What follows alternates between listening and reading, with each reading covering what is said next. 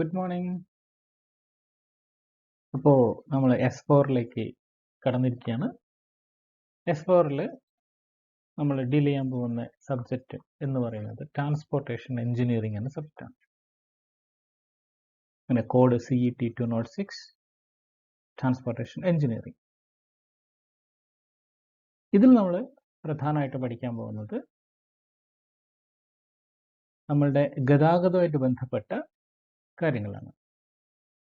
ഒന്ന്, നമുക്കറിയാം കര അല്ലെങ്കിൽ ലാൻഡ് അല്ല ഒരു ഗതാഗത മേഖലയുണ്ട്, അല്ലെങ്കിൽ ഗതാഗത സംവിധാനമുണ്ട്. പിന്നെ ജലഗതാഗതമുണ്ട്, പിന്നെ വായു ഗതാഗതം ഉണ്ട് അല്ലേ. അതായത് ഹൈവേസ്, റെയിൽവേസ്, ടണൽസ്, ഇത്തരം കാര്യങ്ങൾ ഒരു ലാൻഡ് ട്രാൻസ്പോർട്ടേഷൻ മോഡ്സ് ആണ് ഇതെല്ലാം. പിന്നെ ഉള്ളത് വെള്ളത്തിൽ വരുന്ന ഹാർബർ ആൻഡ് ഡോക്സ്, അതിൽ വേണ്ട സംവിധാനം എന്തൊക്കെയാണെന്നാണ് ഇവിടെ നോക്കുന്നത്.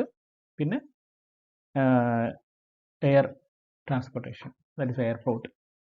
അപ്പോൾ ഇതിൽ സിവിൽ എഞ്ചിനീയറിംഗിൻ്റെ പാർട്ട് എന്ന് പറയുന്നത് നമുക്കതിന് വേണ്ട അടിസ്ഥാന സൗകര്യങ്ങൾ ഉണ്ടാക്കി കൊടുക്കുക എന്നുള്ളതാണ് അല്ലേ. ഇപ്പോൾ റോഡാണെങ്കിൽ റോഡ് നിർമ്മിക്കണം, റോഡ് മെയിൻറ്റെയിൻ ചെയ്യണം, അതിൽ കൺട്രോൾ ചെയ്യണം. റെയിൽവേ ആണ് അതുപോലെ തന്നെ, അത് കൺസ്ട്രക്ഷൻ ആൻഡ് കൺട്രോളിംഗ് അല്ല ഉദ്ദേശിക്കുന്നത്, അതിന് വേണ്ട കോമ്പണൻസ് ഉണ്ടാക്കി കൊടുക്കുക. ബൈ കൺട്രോളിംഗ് അല്ല ഇലക്ട്രോണിക്സ് അല്ലെങ്കിൽ മെക്കാനിക്കൽ ഡിപ്പാർട്ട്മെൻ്റ് ആണ്. പിന്നെ അതുപോലെ ടണൽ ഉണ്ടാക്കുക, അത് മെയിൻറ്റെയിൻ ചെയ്യുക. അതേപോലെ കപ്പൽ ഗതാഗതത്തിന് വേണ്ട ഹാർബേഴ്സ് ആൻഡ് ഡോക്സ് ഉണ്ടാക്കി വെക്കുക, അത് മെയിൻറ്റെയിൻ ചെയ്യുക. മീൻസ് അതിനുള്ള കാര്യങ്ങളെല്ലാം ചെയ്യാം. ഈ ഹാർബറും ഡോക്കും പ്രധാന വ്യത്യാസം എന്താ? ഹാർബറിൽ കപ്പൽ വരുന്നു പോകുന്നു, യാത്രക്കാർ അല്ലെങ്കിൽ മെറ്റീരിയൽസ് കയറ്റുന്നു ഇറക്കുന്നു. ഡോക്ക് എന്ന് പറയുന്നത് കപ്പലിൻ്റെ ഒരു പണിശാലയാണ് അല്ലേ, അത്. പിന്നെ എയർപോർട്ടിലേക്കും ഫ്ലൈറ്റ് വന്ന് ഇറങ്ങുന്നു പോകുന്നു, അതിൻ്റെ കൺട്രോളിങ് കാര്യങ്ങളെല്ലാം ഇലക്ട്രോണിക്സ് മെക്കാനിക്കൽ ഏരിയ ആണ്. പക്ഷേ അതിന് വേണ്ട വന്നിറങ്ങുന്ന സമയത്ത് ആ റൺവേ മുതൽ ആൾക്കാർ പുറത്ത് ഇറങ്ങി ടാക്സിയിൽ പുറത്ത് പോകുന്നത് വരെ കംപ്ലീറ്റ് സിവിൽ എഞ്ചിനീയേഴ്സിൻ്റെ പാർട്ടാണല്ലേ അവിടെ വരുന്നത്. ആ റൺവേ ഡിസൈൻ ചെയ്യണം. ഇത്രയും ഹെവി ഇമ്പാക്റ്റ് ആണ് റൺവേയിൽ വിമാനം വന്നിറങ്ങുമ്പോൾ ഉണ്ടാവുക. അപ്പോൾ അതിനെ റെസിസ്റ്റ് ചെയ്യുന്ന രീതിയിൽ സേഫ് ആയിട്ടുള്ള റൺവേ ഡിസൈൻ ചെയ്യണം. വിമാനം അവിടെ ഇറങ്ങിയിട്ട് അതിന് പാർക്ക് ചെയ്യാൻ പോകണം, ആൾക്കാർ ഇറങ്ങിയിട്ട് വേണം, കാർഗോ ഉണ്ടായിരിക്കും, ഒരു ടെർമിനൽ ബിൽഡിങ്സ് വേണം, പുറത്ത് വരണം, പോകണം. ഇത്രയും കാര്യങ്ങൾ സിവിൽ എഞ്ചിനീയേഴ്സിൻ്റെ പാർട്ടാണ്. അപ്പോൾ ഇതിനെ പറ്റിയിട്ടുള്ള ബേസിക് ഐഡിയാസ് ആണ് ഈ ട്രാൻസ്പോർട്ടേഷൻ എഞ്ചിനീയറിംഗ് എന്ന ഈ ഒരു സബ്ജക്റ്റിൽ ഈ കൊല്ലം നിങ്ങൾ പഠിക്കാൻ പോകുന്നത്. ഇനി ഇതിൻ്റെ സിലബസിലേക്ക് കിടക്കുകയാണെങ്കിൽ നമുക്ക് അറിയാം 5 മോഡ്യൂളാണ്. അതിൽ ആദ്യത്തെ 3 മോഡ്യൂളുകൾ ഈ ജോമെട്രിക് എലമെൻറ്റ് ഹൈവേസിൻ്റെ ഡീറ്റെയിൽസ് ആണ് ആദ്യത്തെ 3 മോഡ്യൂൾസ് പഠിക്കാൻ പോകുന്നത്. അതിൽ ആദ്യത്തെ മോഡ്യൂളിൽ ജോമെട്രിക് എലമെൻറ്റ്സ്, അത് എന്തൊക്കെയാണ് ഹൈവേ ഡിസൈൻ ചെയ്യുമ്പോൾ നമുക്ക് ഏതൊക്കെ ജോമെട്രിക് എലമെൻറ്റ്സ് ഡീൽ ചെയ്യണം. ജോമെട്രിക് എലമെൻറ്റ്സ് ഉദ്ദേശിക്കുന്നത് വളവുകളും കയറ്റമിറക്കങ്ങൾ, പിന്നെ അത് ഹൊറിസോണ്ടൽ അലൈൻമെൻറ്റ്സ്, വെർട്ടിക്കൽ അലൈൻമെൻറ്റ്സ്, പിന്നെ റേഡിയസ് ഓഫ് ദ കർവ്. ഒരു വളവ് ഹെയർ പിൻസ് ഒക്കെ വരുന്ന സമയത്ത് റേഡിയസ് മിനിമം എത്ര വേണം, എങ്ങനെ എത്രത്തോളം റേഡിയസ് കൊടുക്കണം, ഏത് സ്പീഡിൽ വേണ്ടി വരും. പിന്നെ അടുത്തതാണ് cambering of the roads. Cambering എന്ന് പറയുന്നത് റോഡിൻ്റെ സെൻറ്ററിൽ കുറച്ച് പൊങ്ങിയിട്ടുണ്ടാവും അല്ലേ. പിന്നെ വളവുകളിലെ സൂപ്പർ എലിവേഷൻ, വളവുകളിലെ എക്സ്ട്രാ വൈഡനിങ്, പിന്നെ safe sight distance, overtaking sight distance, overtaking zones, ഇതൊക്കെയാണ് ജോമെട്രിക് എലമെൻറ്റ്സിൽ വരുന്നത്. പിന്നെ അതിൻ്റെ മെറ്റീരിയൽസ് ആൻഡ് കൺസ്ട്രക്ഷൻ സൈഡിലേക്ക് എന്തൊക്കെ മെറ്റീരിയൽസ്, എന്തൊക്കെ ടെസ്റ്റുകൾ വേണം മെറ്റീരിയൽസിൻ്റെ സ്ട്രെങ്ത് അറിയാൻ, എങ്ങനെയാണ് റോഡ് കൺസ്ട്രക്ട് ചെയ്യുന്നത്. 2 ടൈപ്പാണ് നമുക്ക് സാധാരണ ഉണ്ടാകുന്ന റോഡ്, ഒന്ന് ഫ്ലെക്സിബിൾ റോഡ്സ്, ഒന്ന് കോൺക്രീറ്റ് റോഡ്സും. ഫ്ലെക്സിബിൾ റോഡ്സ് എന്ന് പറയുന്നത് ഈ ബിറ്റുമിൻസ് റോഡാണ്. അപ്പോൾ അതെങ്ങനെ കൺസ്ട്രക്ട് ചെയ്യുന്നു, അല്ലെങ്കിൽ ഒരു കോൺക്രീറ്റ് റോഡ് എങ്ങനെ കൺസ്ട്രക്ട് ചെയ്യുന്നു, ഇത്തരം കാര്യങ്ങളാണ് സെക്കൻഡ് മോഡ്യൂൾസിൽ. തേർഡ് മോഡ്യൂൾസിൽ ഇപ്പോൾ റോഡ് നമ്മൾ അലൈൻ ചെയ്തു, കൺസ്ട്രക്ട് ചെയ്തു, ഓപ്പറേഷന് കൊടുത്തു. ഇനി ഓപ്പറേഷൻ കൺട്രോൾ ചെയ്യണ്ടേ, അവിടെ എത്ര വണ്ടികൾ വരുന്നുണ്ട്, വണ്ടികൾ എങ്ങനെയൊക്കെ മൂവ് ചെയ്യണം, എങ്ങോട്ടൊക്കെ മൂവ് ചെയ്യാൻ പാടില്ല, അങ്ങനെ ട്രാഫിക് മൊത്തം കൺട്രോൾ ചെയ്യണം. അപ്പോൾ അതിന് വേണ്ട എന്തൊക്കെ ഡേറ്റസ് നമുക്ക് വേണം, എങ്ങനെയൊക്കെ കൺട്രോൾ ചെയ്യാൻ പറ്റും. കൺട്രോളിങ് മെഷേഴ്സ് നമുക്കറിയാം, റോഡ് മാർക്കിങ്സ് ഉണ്ടാവും, റോഡ് സൈൻസ് ഉണ്ടാവും, റോഡ് സിഗ്നൽസ് ഉണ്ടാവും, ഇങ്ങനെ പല രീതിയിലുള്ള കൺട്രോളിങ് മെഷേഴ്സ് ഉണ്ട്. ഇതൊക്കെയാണ് ഈ തേർഡ് മോഡ്യൂൾ പഠിക്കാനുള്ളത്. ഇനി fourth modules railways, tunnels and harbour and docks. അതിൽ കുറച്ച് കാര്യങ്ങൾ മാത്രമേ നമുക്ക് പഠിക്കാനുള്ളൂ, അതുകൊണ്ടാണ് ഒരു മോഡ്യൂൾ ഈ 3 ടോപ്പിക്കും കവർ ചെയ്യുന്നത്.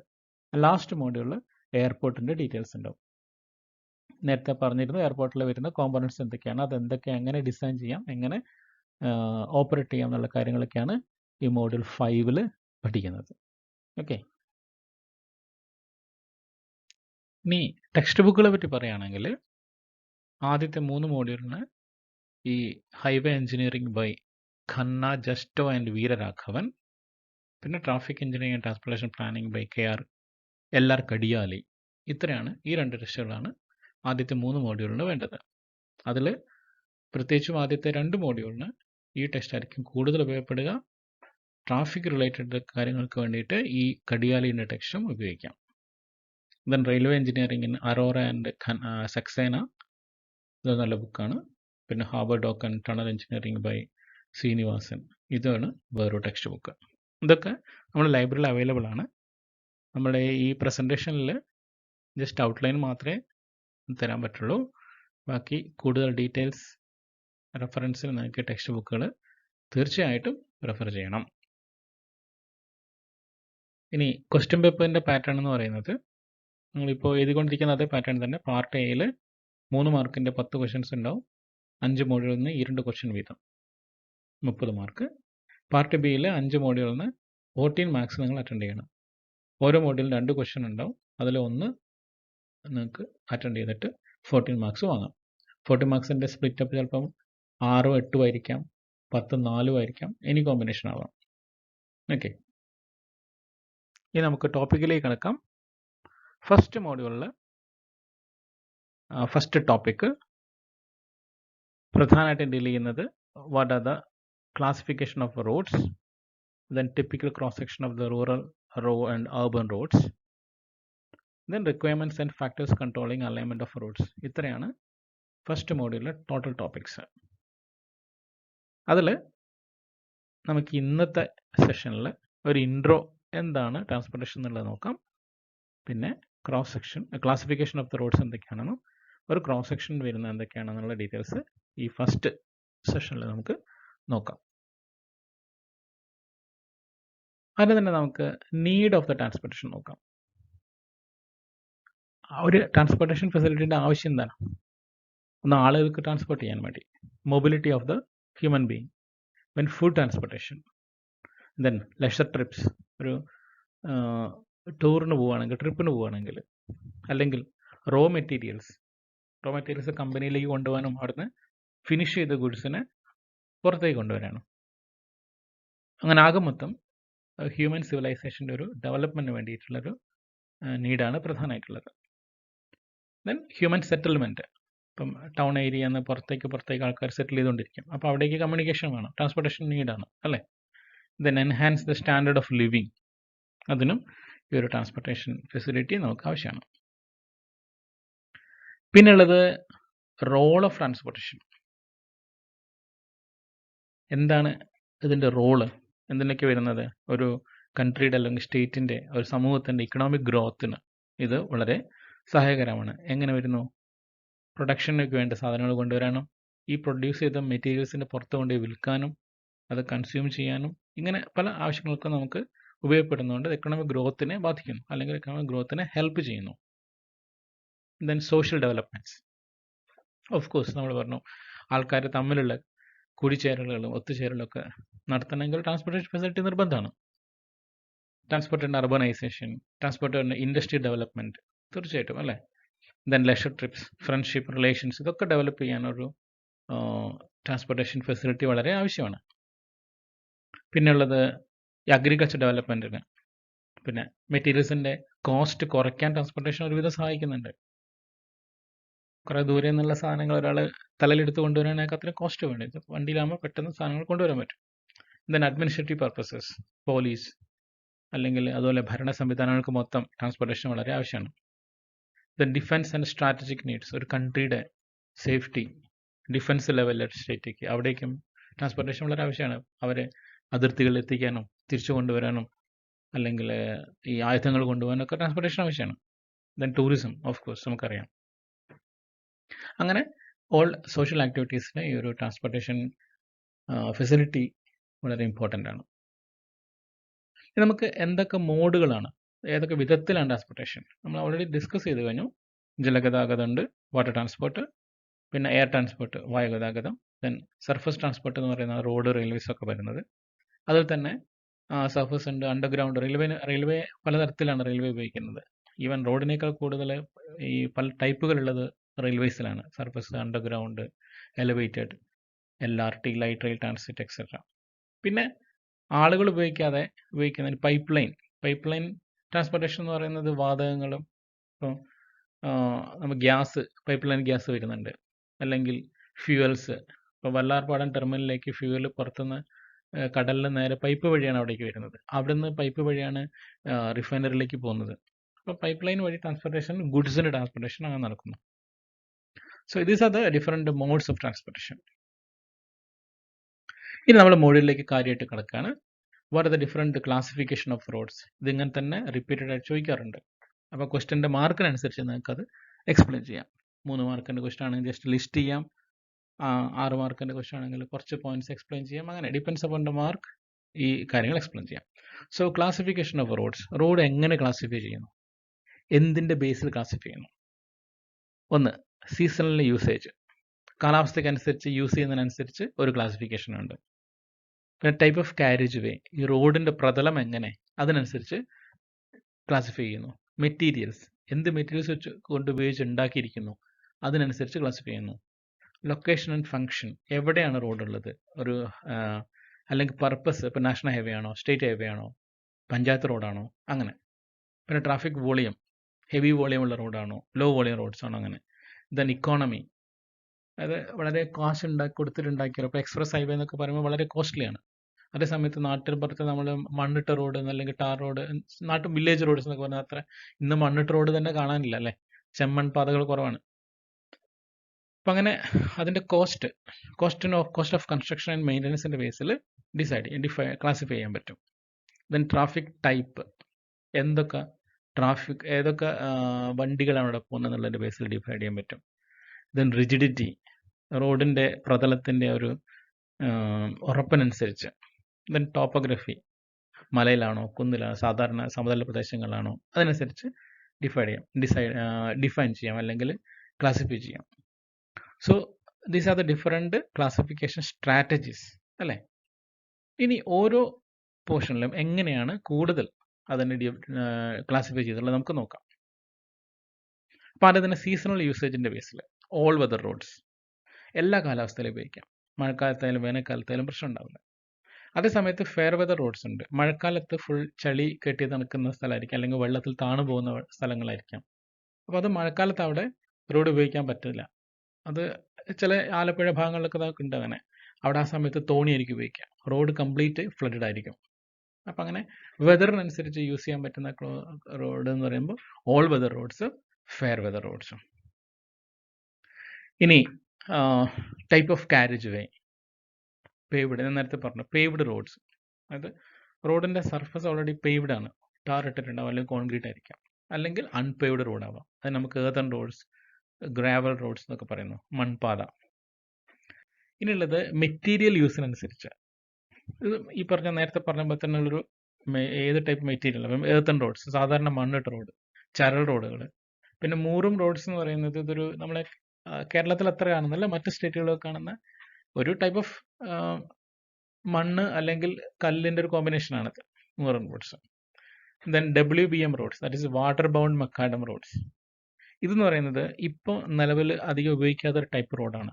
പണ്ട് കേരളത്തിലൊക്കെ ഉപയോഗിച്ചിരുന്നത് അതായിരുന്നു. പക്ഷെ നിങ്ങൾ ചെറുപ്പകാലത്തൊക്കെ ശ്രദ്ധിച്ചിട്ടുണ്ടാവുമായിരിക്കും, ആദ്യം നാട്ടിൻപുറത്തൊക്കെ റോഡിൽ ആദ്യം വലിയ കല്ലുകൾ പാകുന്നു, അതിൽ റോളർ ഉപയോഗിച്ച് നിരത്തിയിട്ട് കുറച്ചുകൂടി ചെറിയ കല്ലുകളൊക്കെ ഇട്ട് മണ്ണ് കുഴച്ചിട്ടിട്ട് അതിൻ്റെ ഉറപ്പിക്കുന്നു.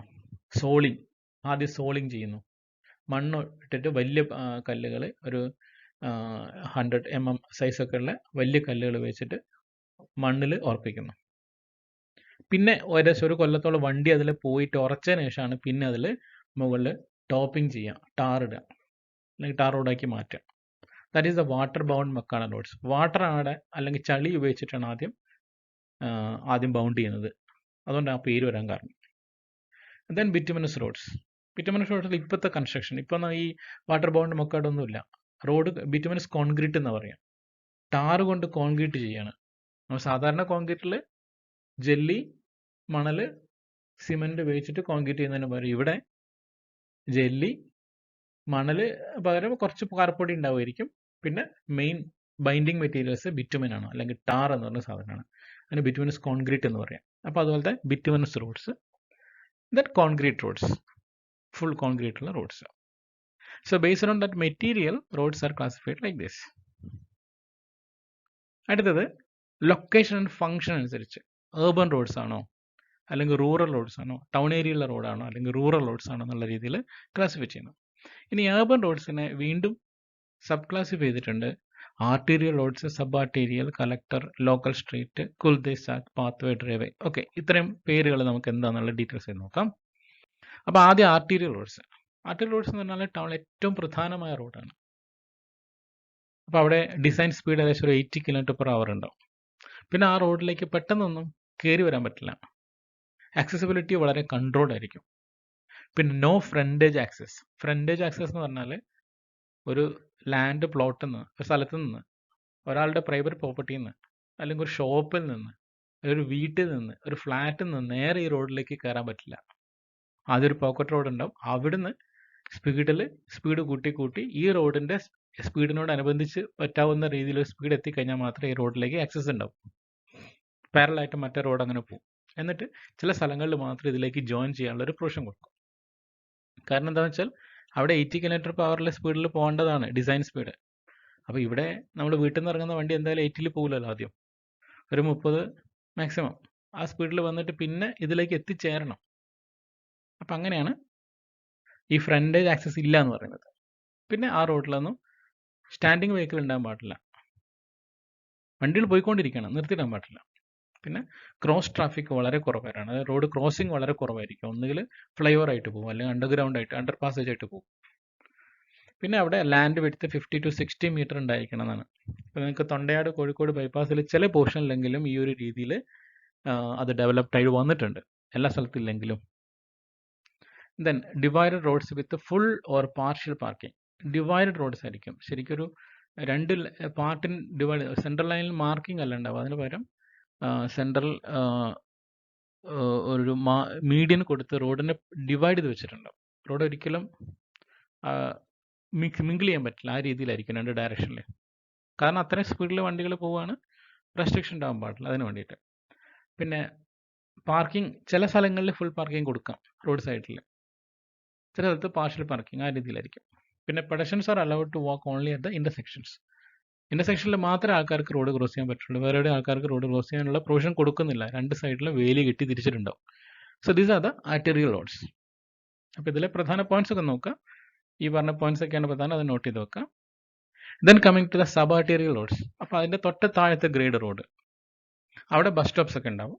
പക്ഷെ വണ്ടി നിർത്തിയിട്ട് പോകാൻ പാടില്ല. നേരത്തെ പറഞ്ഞ റോഡിന് അത്രത്തോളം സ്പീഡും മൊബിലിറ്റി ഉണ്ടാവണമെന്നില്ല. സ്പീഡ് കുറഞ്ഞ ഒരു 60 km/h മാറി. പിന്നെ ഒരു 30 to 40 മീറ്റർ വിടുത്തേ ഉണ്ടാവുള്ളൂ. സെൻട്രൽ ബിസിനസ് ഡിസ്ട്രിക്ട്, അതാണ് CBD എന്ന് പറയുന്നത്. ടൗണിൽ നിന്ന് ഏകദേശം ഒരു 1/2 കിലോമീറ്റർ ദൂരം വരെ ഈ റോഡ് ഉണ്ടാവുള്ളൂ. ഈ ടൗണിനെ ആർട്ടീരിയൽ റോഡായിട്ട് കണക്ട് ചെയ്യുന്ന ഒരു പാത്താണിത്, അതാണ് ഉദ്ദേശിക്കുന്നത്. ദെൻ കളക്ടർ സ്ട്രീറ്റ്, വീണ്ടും ഈ സബ് ആർട്ടീരിയലിന്റെ തൊട്ട് താഴത്തെ grade. Collects and distributes traffic from the local streets. ഈ എല്ലാ ഷോപ്പ് ഏരിയയിൽ നിന്നും, അല്ലെങ്കിൽ ഒരു ബിസിനസ് സെൻ്ററിൽ നിന്നും, റെസിഡൻഷ്യൽ ഏരിയയിൽ നിന്നൊക്കെ ഈ സബ് ആർട്ടീരിയൽ റോഡിലേക്ക് എത്തിക്കുന്നതാണ് ഈ കളക്ടർ സ്ട്രീറ്റ് എന്ന് പറയുന്നത്. And it provides access to the arterial roads. Arterial റോഡിലേക്കും കണക്ഷൻ കൊടുക്കാം. ഇത് located in residential, business and industrial area. Okay, പിന്നെ അവിടേക്ക് ഫുൾ ആക്സസ് അലൗഡ് ആണ്. മെയിൻ അവർ വീട്ടിൽ നിന്ന് ഇറങ്ങാം, അല്ലെങ്കിൽ ഒരു ഫ്ലാറ്റ് ഏരിയയിൽ നിന്ന് ഇറങ്ങാം, ഒരു ഷോപ്പിൽ നിന്ന് നേരിട്ട് അവിടേക്ക് ഇറങ്ങാം. പാർക്കിംഗ് പെർമിറ്റഡ് ആണ്. സ്പീഡ് ഒരു 50 km/h മാത്രമേ ഉണ്ടാവുന്നുള്ളൂ. ലാൻഡ് വിഡ്ത്ത് എന്ന് പറയുന്നത് 20 to 30 മീറ്റർ വരെ ഉണ്ടാവുള്ളൂ. ഇതിൻ്റെ തൊട്ട് താഴത്തെ ഗ്രേഡ് എന്ന് പറയുന്നത് ലോക്കൽ സ്ട്രീറ്റ് ആണ്. 30 km/h speed. Land width 10 to 20 metre. പിന്നെ സാധാരണ നേരെ വീട്ടിൽ നിന്നും ബിസിനസ് ഏരിയയിൽ നിന്നൊക്കെ നേരിട്ട് ആ പ്രോപ്പർട്ടിയിലേക്ക് കണക്ഷൻ വരുന്നത് ഈ റോഡായിരിക്കും. ലെസ് വോളിയം ആയിരിക്കും. ഒരു പാർക്കിംഗ് ഒന്നും യാതൊരു കണ്ടീഷനും ഇല്ല. ഫ്രണ്ടേജ് ആക്സസ്, അത് വീട്ടിൽ നിന്ന് നേരെ റോഡിലേക്ക് ഇറങ്ങാം, പാർക്കിംഗ് വെഹിക്കിൾ ചെയ്യാം എന്നൊക്കെ ഉള്ളതാണ് ലോക്കൽ സ്ട്രീറ്റ് എന്ന് പറയുന്നത്. വേറെ ടേമാണ് കുൽദേസാക്ക്. ഇത് ഉദ്ദേശിക്കുന്നത് വെച്ചാൽ ഇവിടെ ഒരു ട്രാൻസ്പോർട്ട് ഒരു ഡെവലപ്മെന്റ് റെസിഡൻഷ്യൽ ഏരിയ ആണ്. ഈ റോഡ് ഇവിടെ തീർന്നു, പിന്നെ മുന്നോട്ട് പോകുന്നില്ല, എൻഡാണ് അവിടെ. സോ ഒരു എൻഡിൽ ഡെഡ് എൻഡ് ആയിരിക്കും, മറ്റേ എൻഡിൽ ഇവിടെ ഈ റോഡായിട്ട് കണക്ട് ചെയ്യുന്നു. അപ്പം ഇങ്ങനെ ഒരു എൻഡിൽ ഡെഡ് എൻഡ് ആയ റോഡിനെയാണ് കുൽദേസാക്ക് എന്ന് പറയുന്നത്. Dead end street with only one entry access for the entry and exit. ഇവിടുന്ന് ഇങ്ങോട്ട് തന്നെ പോകണം എക്സിറ്റ് അടിക്കണം, ഇവിടുന്ന് വേറെ വഴിയില്ല. ഇതൊരു കുൽദേസാക്കാണ്. ഇതൊക്കെ കുൽദേസാക്കുകൾ ഈ റോഡെല്ലാം. then it is recommended in the residential area. ഇനി വേറൊരു time drive way. It's a type of private റോഡാണത്. ഒരു പർട്ടിക്കുലർ ഏരിയയിലേക്ക്, ഒരു പർട്ടിക്കുലർ പ്രോപ്പർട്ടിയിലേക്ക്, ചിലപ്പോൾ അവിടെ ഒരു അപ്പാർട്ട്മെന്റ് കംപ്ലീറ്റ് കുറേ അപ്പാർട്ട്മെന്റുള്ള ഒരു ഏരിയ ആയിരിക്കാം. എറണാകുളത്തൊക്കെ DHLന്റെ അപ്പാർട്ട്മെന്റിന്റെ ഒരു 2 ഏക്കർ 4 ഏക്കറിൽ നീണ്ട് സ്പ്രെഡ് ചെയ്ത് കിടക്കുന്നത്. 2 ഏക്കർ 4 ഏക്കർ അല്ല, 10-15 ഏക്കറിലൊക്കെ സ്പ്രെഡ് ചെയ്ത് കിടക്കുന്ന അപ്പാർട്ട്മെന്റ്സ് ഉണ്ട്. അതിലൊരു മെയിൻ ഗേറ്റ് ഉള്ളിലേക്ക് കടന്നു കഴിഞ്ഞാൽ പിന്നെ അതിനുള്ളിലെ ആ എല്ലാ പ്രോപ്പർട്ടിയിലേക്കും പോകാനുള്ള ആ റോഡ് അതാണ്. That is a drive way. Particular personal അല്ലെങ്കിൽ local private റോഡാണത്.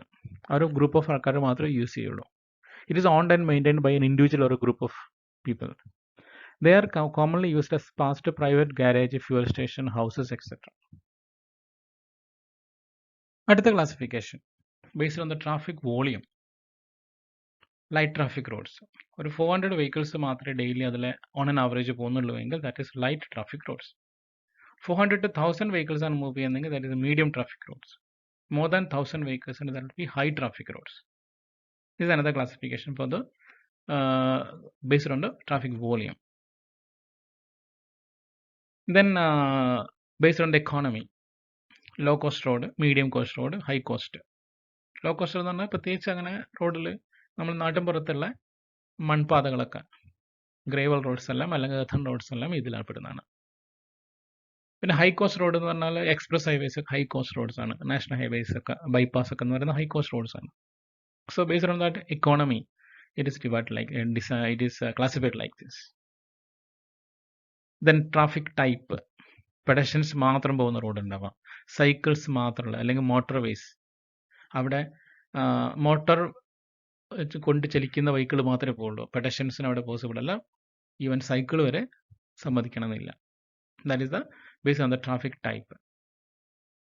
Then based on rigidity, റോഡിൻ്റെ ഉറപ്പിനനുസരിച്ച് നമുക്ക് 2 തരത്തിലാണ് റോഡിനെ ക്ലാസിഫൈ ചെയ്തിരിക്കുന്നത്. ഇതിൻ്റെ ബേസിൽ ഒന്ന് ഫ്ലെക്സിബിൾ റോഡ്സ്, ഒന്ന് റിജിഡ് റോഡ്സ് ആണ്. ഫ്ലെക്സിബിൾ റോഡ്സ് എന്ന് ഉദ്ദേശിക്കുന്നത് വെച്ചാൽ അതിലുപയോഗിക്കുന്ന മെറ്റീരിയൽസ് ഫ്ലെക്സിബിലിറ്റി ഉണ്ടാവും ലോഡ് ആക്ട് ചെയ്യുന്ന സമയത്ത്. നമ്മളുടെ ബിറ്റുമൻ റോഡിൻ്റെ പ്രത്യേകത എന്താണെന്ന് വെച്ചാൽ ചൂട് കൂടുന്ന സമയത്ത് നമുക്കറിയാം ടാറാണ്, അത് കുറച്ചൊന്ന് ഫ്ലെക്സിബിൾ ആവും. അല്ലെങ്കിൽ ലോഡ് വരുന്ന സമയത്ത് ഒരു വലിയൽ അതിൽ വരുന്നുണ്ട്, എഫക്റ്റ് വരുന്നുണ്ട് അല്ലേ. അങ്ങനെ വരുന്ന റോഡിനെയാണ് ഫ്ലെക്സിബിൾ റോഡ്സ് എന്ന് പറയുന്നത്. അതേസമയത്ത് റിജിഡ് റോഡ്സ് എന്ന് പറഞ്ഞാൽ എല്ലാ സിമന്റ് കോൺക്രീറ്റ് റോഡ്സും നല്ല ഹാർഡാണത്, റിജിഡാണത്. അവിടെ ഫ്ലെക്സിബിലിറ്റി ഒന്നുമില്ല. മറ്റേ ബിറ്റുമിനുള്ള പോലെ ഫ്ലെക്സിബിലിറ്റി ഇല്ല. So mainly they are classified as flexible roads and rigid roads. Then topography, എവിടെയാണ് റോഡ് സ്ഥിതി ചെയ്യുന്നത്. അതുപോലെ പ്ലെയിൻ ഏരിയയിലാണോ ഹില്ലി ഏരിയ ആണോ. അപ്പോൾ ഹിൽ സ്റ്റേഷനിലേക്ക് പോകുന്ന റോഡൊക്കെ coming under this hilly regions. Road constructed in hilly regions are called hill area roads അല്ലെങ്കിൽ ഘാട്ട് റോഡ്സ് എന്ന് പറയും. നമുക്ക് ഇവിടെ അടുത്തൊരു ഘാട്ട് റോഡ്, നമ്മളുടെ നാട്ടിൽ നിലമ്പൂരേക്കുള്ള റോഡ്സ് എല്ലാം ഘാട്ട് റോഡ്സ് ആയിരിക്കും. അതുപോലെ വയനാട്ടിലേക്കുള്ള റോഡ്സ് എല്ലാം ഘാട്ട് റോഡ്സ് ആണ്. They are generally provide around hill in spiral shape അല്ലേ. ഇങ്ങനെ മലയ്ക്ക് ചുറ്റും ഹെയർപിൻ വളവോട് കൂടി ഇങ്ങനെ ചുറ്റി പോവുകയാണ് ചെയ്യുക. അതേസമയത്ത് പ്ലെയിൻ ഏരിയയിലുള്ളതെല്ലാം പ്ലെയിൻ ഏരിയ റോഡ് എന്ന് പറയും. ഇനി മറ്റൊരു പ്രധാന കാര്യം ഡിസ്കസ് ചെയ്യാനുള്ളതെന്ന് പറഞ്ഞാൽ ഇന്ത്യൻ റോഡിൻ്റെ മൊത്തം ഡെവലപ്മെൻ്റ് ഒരു ശരിയായൊരു പ്ലാനിങ് സ്റ്റാർട്ട് ചെയ്തത് 1943-ലാണ്. ഒരു സംഘടനയുണ്ട്, ഇന്ത്യൻ റോഡ് കോൺഗ്രസ്. അത് സെൻട്രൽ ഗവൺമെൻറ് ഒരു ഏജൻസിയാണ്. ഇന്ത്യൻ റോഡ് കോൺഗ്രസ് ആണ് ഇത്തരത്തിലുള്ള പഠനങ്ങളൊക്കെ നടത്തിയും റോഡിന് ഡെവലപ്മെൻറ്റിന് വേണ്ടിയിട്ടുള്ള പല കാര്യങ്ങളും പണ്ട് മുതൽ ചെയ്തുകൊണ്ടിരുന്നത്. ഏകദേശം 1937 അങ്ങനെയാണ് IRC സ്റ്റാർട്ട് ചെയ്തത്. അതിനുശേഷം അവർ എല്ലാ കൊല്ലവും ആനുവൽ മീറ്റിംഗ് നടത്താറുണ്ട്. അങ്ങനെ 1943-ൽ നാഗ്പൂരിൽ വെച്ചൊരു ആനുവൽ മീറ്റിംഗ് നടത്തി. ആ meeting is suppose to be the first attempt to prepare a coordinated road development programme. മൊത്തമായിട്ടൊരു ഒരു നാഷണൽ ആസ് എ ഹോൾ എടുത്തുകൊണ്ട് റോഡ്സ് എല്ലാം ഡെവലപ്പ് ചെയ്യണം, പ്ലാൻ ചെയ്യണം, ഇങ്ങനെ ഡിഫറെൻറ്റ് കാറ്റഗറി ഓഫ് റോഡ്സ് ഉണ്ടാക്കണം according to the importance, according to the usage എന്നൊക്കെ ഒരു പ്ലാൻ, ഒരു കോൺസെപ്റ്റ് ഒക്കെ വന്നത് ഈ ഒരു Nagpur പ്ലാനിലാണ്. And according to that Nagpur plan, roads are divided as national highways, state highways, major district roads, other district roads and village roads. ഇങ്ങനെ കുറേ category ആക്കി. അപ്പോൾ കുറച്ച് കാലം മുന്നേ വരെ ഈ ഒരു കാറ്റഗറി ആയിരുന്നു നിലനിന്നുണ്ടായിരുന്നത്. അപ്പോൾ ഇതിലെ നാഷണൽ ഹൈവേസ് എന്ന് പറയുന്നത് ഒരു സ്റ്റേറ്റിന് മറ്റ് സ്റ്റേറ്റായിട്ട് കണക്ട് ചെയ്യുന്നത്, സ്റ്റേറ്റിൻ്റെ ക്യാപിറ്റൽ, ഓരോ സ്റ്റേറ്റിൻ്റെ ക്യാപിറ്റലിനെ മറ്റ് സ്റ്റേറ്റ്സായിട്ട് കണക്ട് ചെയ്യുന്നത് നാഷണൽ ഹൈവേസ്. പണ്ടൊക്കെ കേരളത്തിൽ വളരെ 3-4 നാഷണൽ ഹൈവേസ് മാത്രമേ ഉണ്ടായിരുന്നുള്ളൂ. അന്നുണ്ടായിരുന്ന പ്രധാന നാഷണൽ ഹൈവേ എന്ന് പറയുന്നത് NH47, NH17 ആണ്. NH17 കേരളത്തിൽ ത്രൂ ഔട്ട് ദ ലെങ്ത്തിൽ മൂവ് ചെയ്യുന്നുണ്ട്. അതേസമയത്ത് NH14 മറ്റ് സ്റ്റേറ്റിലേക്ക് കണക്ട് ചെയ്യുന്നതാണ് NH47. അപ്പോൾ NH17 and NH49 അന്നുണ്ടായിരുന്നത്. ഇപ്പം അതൊക്കെ മാറിയിട്ട് ഇപ്പം NH66 എന്നായി വന്നു. പിന്നെ NH85 is there, NH212, NH213, ഇങ്ങനെ കുറേ പേരുകൾ. പിന്നെ അത് വീണ്ടും വന്നിട്ട് NH766 ആയി, NH966 ആയി. ഇപ്പോൾ രാമനാട്ടുകര ആ ഭാഗത്തേക്കുള്ള റോഡാണ് NH966.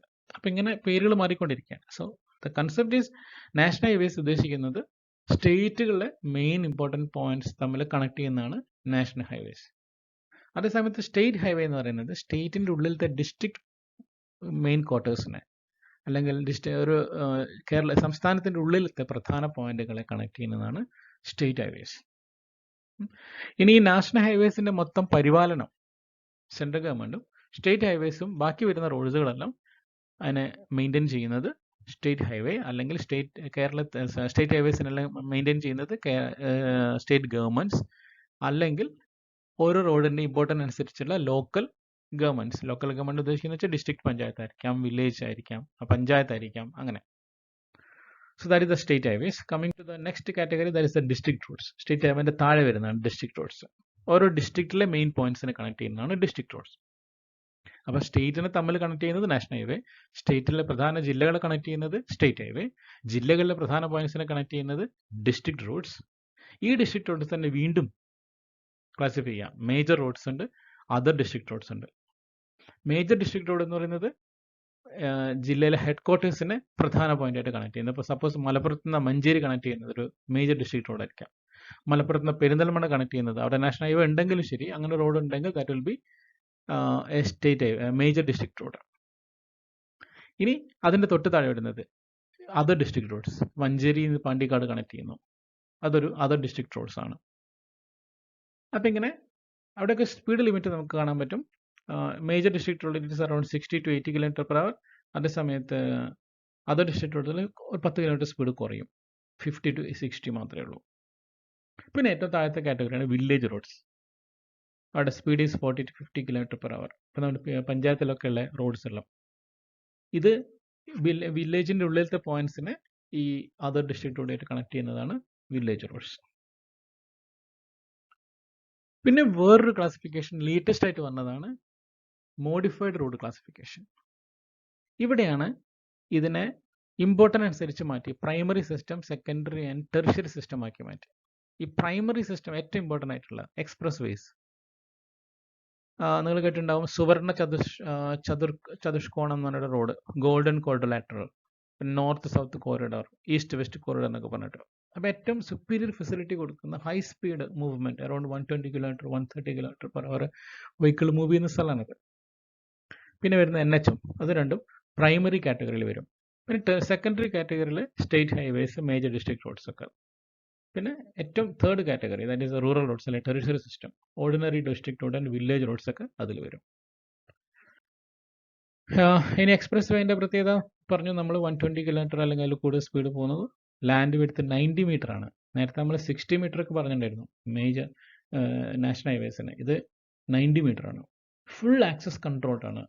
എവിടെ നിന്നും വണ്ടിക്ക് പെട്ടെന്ന് എവിടെയും കയറി വരാൻ പറ്റില്ല, അത്രയും ഹൈ സ്പീഡിൽ പോകുന്ന വെഹിക്കിൾസ് ആണ്. അപ്പോൾ അവിടേക്ക് എൻട്രി ചെയ്യണമെങ്കിൽ കുറേ ദൂരം പാരലായിട്ട് റോഡിൽ വന്ന് ഒരു 100 km/h സ്പീഡിൽ എത്തിക്കഴിഞ്ഞാൽ മാത്രമേ അതിലേക്ക് ജോയിൻ ചെയ്യാൻ പറ്റുള്ളൂ. It connects major points of traffic generation. ഇതൊരു മുംബൈ പൂനെ എക്സ്പ്രസ് ഹൈവേ ആണ്. then now no slow moving traffic is allowed, no loading unloading parking ഒന്നുമില്ല, എവിടെ നിർത്താൻ പറ്റില്ല, പോയിക്കോളാം, നോൺ സ്റ്റോപ്പ് ആയിട്ട് പോയിക്കോളാം. Okay, that is expressways.